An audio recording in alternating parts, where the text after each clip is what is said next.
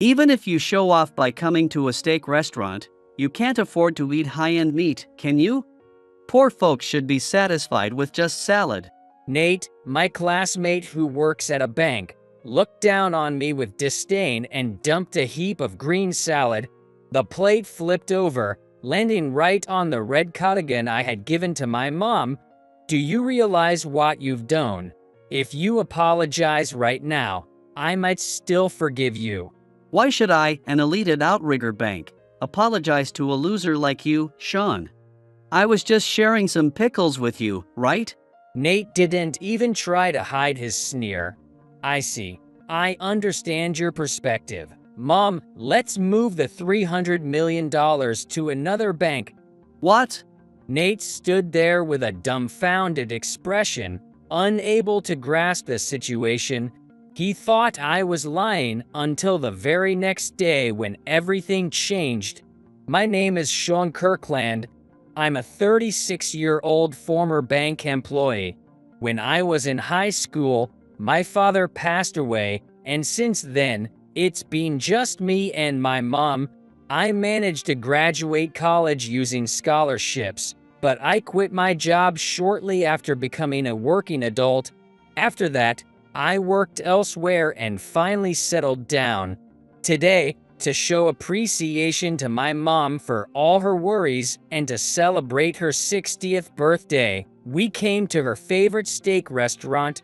When I gave her a red cardigan as a birthday present, she was so happy that she wore it right away. After that, we started grilling the restaurant's recommended beef ribs, but my mom was happily munching on sliced cucumbers in salad. I told her that since she was the star of the day, I wanted her to eat more of her favorite meat. Thank you, but I really love this salad they serve at steak places. Don't worry, I'll eat the meat too, she said, smiling as she continued to enjoy both the steak and the salad.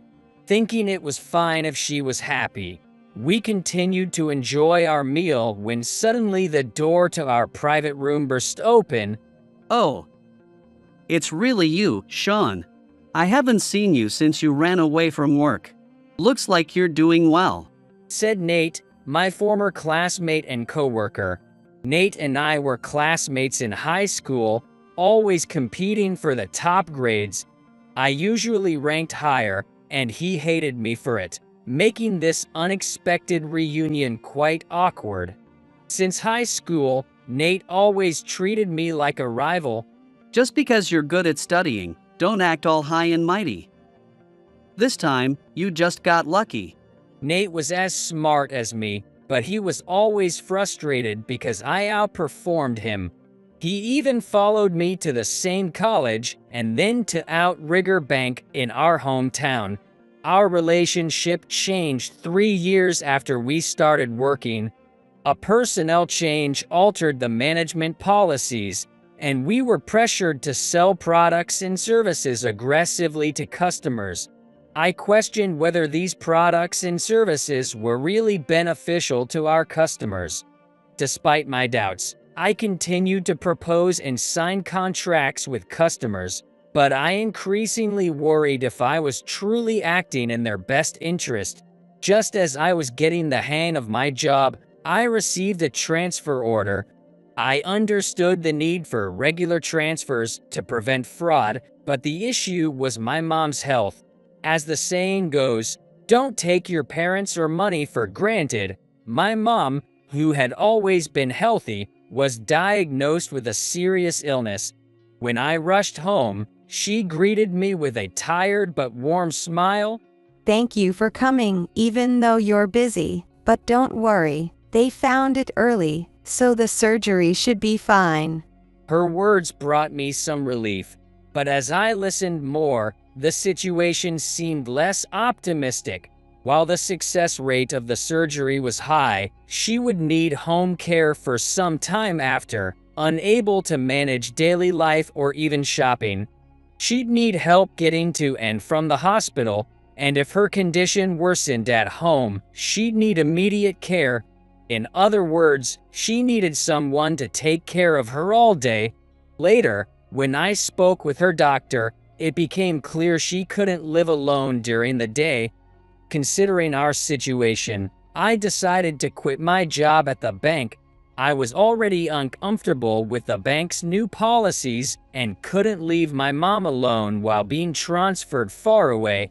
When I submitted my resignation, my boss was disappointed and tried to persuade me to stay. I felt sorry because they had been good to me, but my mom's health was my priority. So, I left the bank where I had worked for 3 years. I have never regretted my decision, but for Nate, it seemed like his first victory over me. The day before my resignation, Nate came to my desk and sneered. Good timing for your mom to get sick, huh? His unexpected words shocked me. I was already tense with my mom's surgery approaching. I couldn't understand why he would say something so cruel. Nate watched me in disbelief and started laughing mockingly. Don't make excuses. You left because the bank's quotas were too tough. You couldn't sell the products, right? It's not like that. Is that all you have to say? Sorry, but I have work to finish, so move. I tried to stay calm and replied with as much self-control as I could muster, but Nate just snorted and said, You were good at school, but it didn't work in the real world. You never faced failure, so you're using your mom as an excuse to escape. He continued to provoke me. When I stayed silent, he taunted me even more. Good for you. You left before everyone found out you were useless and couldn't meet the company's demands. What's next? Gonna hide at home with your mom? Yay, that's right. I'm staying home to take care of my mom. I'm not going back to work, so leave me alone. I lied, hating Nate's harassment. Nate laughed as if he had heard a funny joke. Did you hear that? Sean's gonna be a shut-in from now on. He's quitting his job and becoming a NEET. Nate announced loudly, his voice echoing through the office. Seeing Nate's smirking face would have made me feel bitter before, but now, I felt relieved, knowing I was finally breaking free from this unwanted relationship. Feeling clear-headed, I calmly continued preparing the handover documents. After that, my mom successfully underwent surgery and recuperated at home as planned. She made a full recovery, and I started working again, establishing a new lifestyle. One day, to celebrate my mom's 60th birthday and recovery, we decided to have a birthday party at a steak restaurant. Mom loved the present I gave her, and we were having a wonderful time when Nate barged in. I saw your face briefly when you went to the bathroom. I thought it might be you, and it really is. Sean, the loser. Nate sneered at me with a smirk. Even though my mom was there, Nate barged into our private room to harass us, showing his unchanging nasty personality. Today is my mom's 60th birthday celebration. We're enjoying a family dinner, so could you please? I tried to speak calmly and get Nate to leave, but he stayed, seeing it as a perfect chance to mock me, his eyes glinting with malice. Are you eating salad at a steak restaurant? Isn't that the appetizer plate? Oh, right, you declared you'd be a shut-in, so you must be poor. Nate sneered and walked out of the room. I sighed in relief, thinking he had finally left us alone. But Nate soon returned to our private room. He began transferring sliced cucumbers from his plate to mine and my mom's. You guys really helped me out. I can't stand cheap tastes like this. I was about to throw these cucumbers away. Hey, don't put your food on our plates. I protested in a hurry, but Nate just smirked down at us. You should be grateful, right? Sean quit the bank and has no money. Even if you come to a steak restaurant to show off, you can't afford high-end meat, can you? Enough already. I raised my voice, but Nate just looked down on me with disdain. I figured you couldn't pay for the meat, so I shared my cucumbers with you. Poor folks should be satisfied with just salads. Nate's malicious voice was mercilessly directed at me and my mom. I wanted to snap back at him, but I managed to hold myself back. Today was my mom's special 60th birthday celebration. If I let my anger get the best of me and ruin the celebration, it would only cause trouble for my mom, who was having a good time. With that in mind, I quietly asked him to leave. "All right, just leave now." Oh, not running away today? You cried and quit because the bank job was too tough. You should be the one leaving, you spineless coward, Sean. Nate's constant attempts to provoke me made my vision turn red with anger, but if I caused a scene here, it would only trouble my mom and the restaurant. This was a chance encounter. Nate was someone I shouldn't have to see again. He was like a stone on the roadside, like a traveler passing by on a trip. No matter how much he insulted me, I just had to endure it for now. He'd get bored and leave. So I kept silent, but my silence only seemed to irritate Nate more. He frowned and picked up the plate of cucumbers he had added earlier. Then he dumped the juicy pickles all over. The plate flipped over, landing on the red cardigan I had given to my mom. Oh no. Oops, sorry about that, ma'am. My hand slipped. Nate apologized with a faint smile, but my mom's cardigan was already smeared with cucumber and salad dressing. I stood up quickly to get a towel from the waiter, but Nate grabbed a napkin from the table first. I'll clean it up right away. Oh, sorry, my hand just moved on its own. While saying that, Nate laughed loudly, pressing the cucumber with the napkin. The smell of crushed cucumber filled the private room, and my mom's new cardigan was stained. Oh, I just got this as a gift for my 60th birthday. Oh dear, looks like I made it worse instead. Seeing my mom sad, Nate laughed like he was watching a comedy show. Seeing this, I shook with anger. If it were just me, I could ignore any insult, but I couldn't forgive him for bothering my mom. Nate, do you still work at Outrigger Bank? You're still at the same branch, right? Yeah, that's right. Unlike when you quit, I'm right on the brink of a big promotion now. I'm the top performer among our peers, a real elite. Not like you who quit halfway. Nate's boastful voice echoed through the restaurant, attracting the attention of waiters and other customers peeking into our private room. I stared at Nate, who continued to laugh loudly, and gave him one last chance. Do you realize what you've done?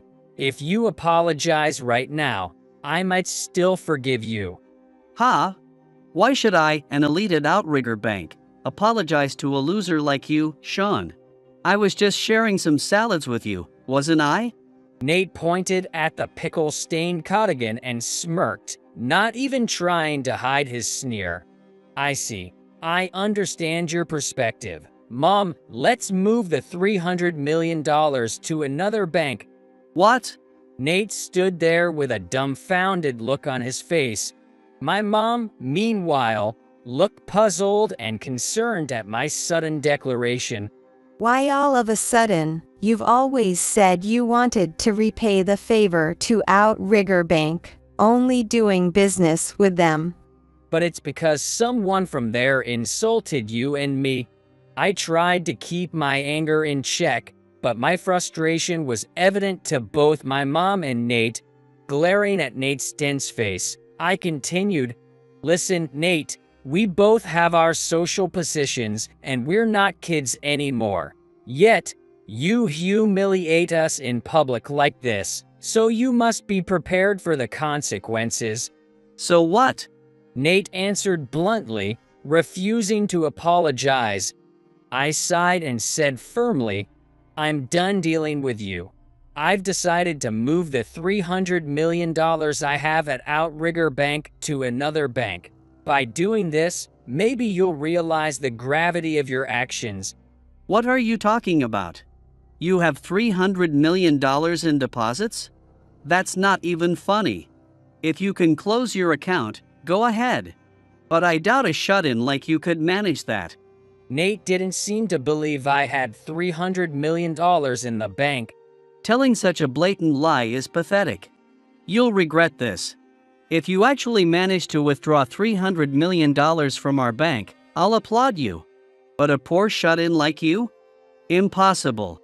We'll see who regrets it. I'm telling the truth. Just wait until tomorrow. With that, I stood up and left Nate behind. As we paid the bill and left the restaurant, Nate continued to mock us. Do you really think I'll fall for such an empty threat?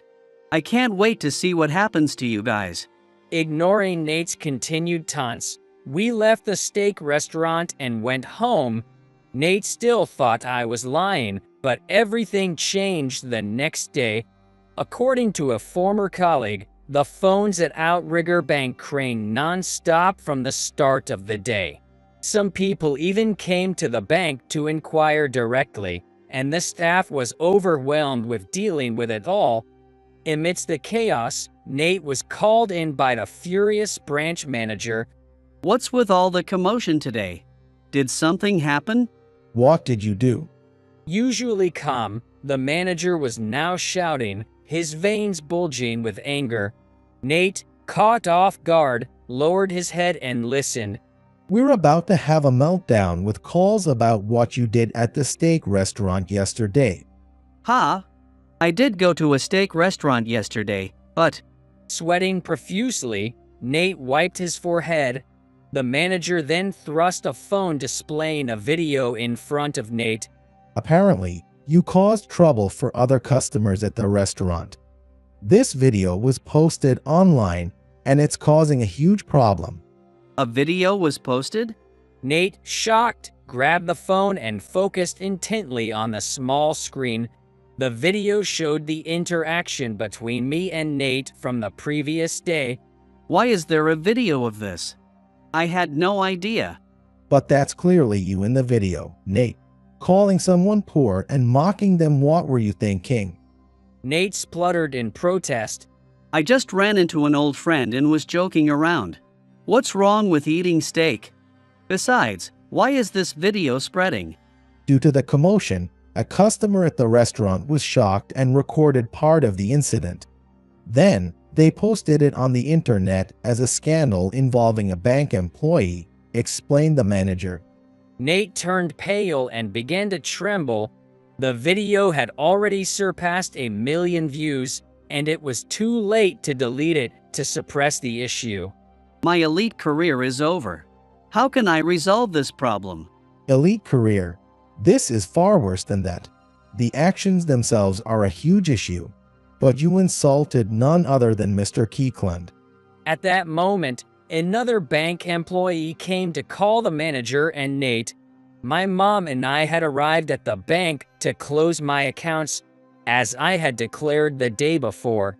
Given the substantial amount of $300 million, I was told we couldn't handle it at the counter and were directed to a back room where the manager wanted to join us.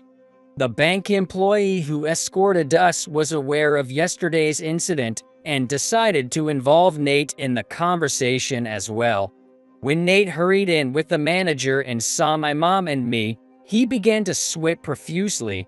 Hearing from the bank employee that I intended to withdraw $300 million and close my accounts, the manager bowed deeply. Please reconsider. At least, could you tell us the reason? If you want a reason, just ask Nate here. Yesterday, when I told him I would close my accounts, he gladly agreed. Nate recalled telling me to go ahead if I could and began to panic, his eyes darting around before stepping forward to speak to me. But before he could say a word, the manager's fury erupted. What have you done? Angering one of our most valuable clients is unforgivable. Sean, a valuable client? There must be some mistake. After all, he's the coward who quit the bank halfway. You're seriously mistaken, sir. He probably doesn't understand why manager is angry. Nate said, smirking as if he'd heard a joke. Sean is just a poor guy. There's no way he has $300 million in deposits. Trying to excuse himself further, Nate was cut off by the manager, whose face was red with anger. Mistake. He said he wants to withdraw $300 million. He's the CEO of a major IT company. Seeing the manager's intense anger, Nate finally realized I had been telling the truth. After quitting the bank, I had managed investments from home and accumulated funds, then invested in startups. I built connections with successful companies, and now I run my own IT company. Hearing my background from the manager, Nate turned pale and stood there silently. I spoke slowly to Nate. Now do you understand my words weren't a joke? I can't trust a bank that employs someone like you to manage my money. But I didn't know. If you want an apology, I'll apologize. Just don't withdraw your money from the bank. Nate's condescending attitude made not only me sigh in disappointment. The manager, watching the events unfold, also looked at Nate with utter disdain and anger. I thought you were an excellent banker. How disappointing. As you've heard, he mocked a customer and shows no remorse. I can't trust this bank with my assets. When I demanded to withdraw the $300 million again, the manager sighed deeply and reluctantly agreed. So, I withdrew all my assets from Outrigger Bank. Nate continued to resist until the end. How could someone like you have $300 million in assets? You're just a coward who ran away from hard work. He shouted, but I quietly shook my head. Why are you so critical of running away? Assessing the situation and choosing a different path is not something to be ashamed of. But you abandoned your job and lost to me. Running away from the workplace is a sign of a lack of responsibility. To Nate, being a banker was the only thing he could pride himself on as a victory over me. As he flailed his arms, asserting his point, I felt pity rather than anger. It's great to be responsible and work hard. But don't you want to do what you truly desire and not regret your life? Regret? I remembered the day I decided to resign. Faced with a prestigious transfer far away and my mom's surgery followed by a difficult recovery at home, when presented with these two futures, I chose my mom's health.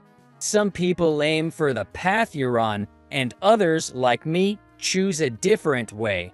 Everyone has the right to choose the life that suits them. You have to decide your own life. How is that different from being selfish? I worked hard at this job. I'm going to be the top at this bank. I'm great. Nate, now almost shouting, kept repeating his point. His mindset had become so rigid that no advice or opinions would reach him. Feeling disappointed, I left the bank. The Outrigger Bank branch has gone under. A few months later, I drove her to the hospital. Her health had improved, and now she only needed regular checkups.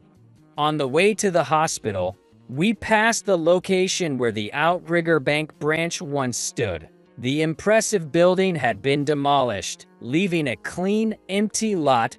That Nate guy was your classmate, right? I'm sorry that my 60th birthday celebration led to all this. No, it's fine. He was always like that. And it's probably for the best that branch closed down. I wasn't joking about it being for the best. According to new contacts I had made in the financial sector, the bank's reputation had been declining since the manager took over. The manager had favored Nate for his good performance, and together, they kept changing management policies. Even when I was there, we were forced to push unnecessary products on customers. After I left, their methods became even more blatant, treating customers who refused contracts as poo and acting arrogantly while overly flattering big clients with excessive courtesy. This unfair attitude had been a problem for a while, leading to frequent complaints against the bank. The recent scandal was the last straw, and the bank could no longer protect Nate and the manager. In an effort to cut costs, the bank decided to close the branch where Nate worked. Other employees were reassigned, but Nate and the manager were not given proper transfers. They were placed in a department sorting old documents all day, a position they endured for about a month before Nate quit, claiming, "A talented person like me deserves a better workplace." so he left, throwing down his resignation letter as he walked out of the bank. The manager tried to hold onto his job, but after Nate left, he was held solely responsible for the branch closure. Unable to bear the cold stares from colleagues and superiors, he eventually resigned as well. He struggled to find a new job, but his bad reputation in the industry made it impossible for him to get hired. Desperate to make a living, he eventually found work as a bank security guard. Once, he had pushed unnecessary products on customers for the sake of performance, but now he bows his head in apology to customers who complain. As for Nate, he was divorced by his wife and left alone with his children to pay alimony and divide their assets. He sold his house and now lives alone in a cheap apartment. Now, he's burdened with living expenses and child support, working part-time at the local supermarket. The manager and his superiors, whom he used to mock in high school, are now his bosses, and he can only follow their orders without complaint. Nate was assigned to the deli section, where he sells fried chicken, hot dogs, and salads every day. Yet, he still clings to his elitist attitude. "I can't be handling such poor-looking stuff like salads." He sulks and neglects inventory management. As a result, sales are poor, and he spends his days being scolded by his former classmates who are now his bosses. I can only hope Nate reflects on his attitude and changes his way of life someday. As for me and my mom, we celebrated her 60th birthday again. This experience made me reassess what truly matters in life. I felt happy knowing my decision to quit my job was the right one. Mom, happy 60th birthday again. If it weren't for you, I wouldn't have had the chance to close my account. Stay healthy and enjoy life. Thank you. You are my pride and joy. When I expressed my heartfelt gratitude, my mom smiled warmly and happily. I will continue to follow the path I believe in. With that in mind, I opened my laptop today, determined to complete my work with pride